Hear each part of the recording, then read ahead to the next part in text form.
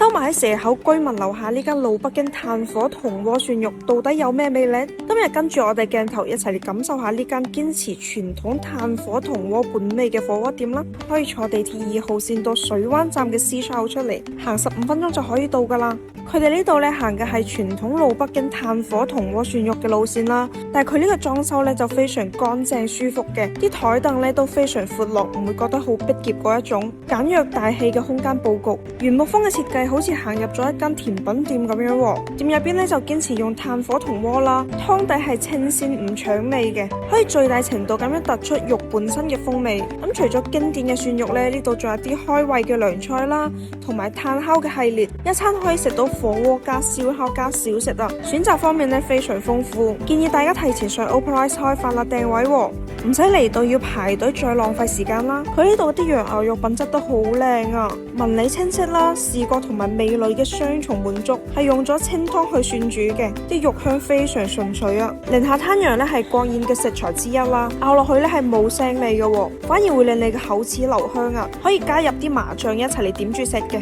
佢呢度嘅和牛咧係用啲日本和牛同埋國內嘅黑牦牛基因雜交而成嘅，所以佢嘅牛嘅香味都非常濃郁啦。仲有呢度嘅炭烤羊肉串，佢係選用灘羊後髀肉嘅部分啦，同埋羊尾油嘅組合，炭火一烤，佢嘅香氣直接出嚟啊！咁佢呢度咧都有唔少嘅涼菜噶，咁我哋就點咗呢個菊花節頭啦，同埋花甲嘅。佢呢個撈汁菊花節頭咧厚實得嚟咧又爽口，佢呢份主食咧真係非常驚艷啊！佢係自己老製嘅老肉啦，3肥7瘦嘅比例。驢肉非常軟糯入味，啲膜咧係烤得比較酥脆嘅，一啖咬落去咧非常酥脆多汁啊！所以喺深圳感受呢份老北京煙火氣就快啲上 OpenRice 開飯啦訂位咯喎！咁呢期視頻就到呢度啦，想獲取更加多大灣區最新吃喝活樂攻略同埋着數，記得上 OpenRice 開飯啦 APP 或者小程序睇一睇啦！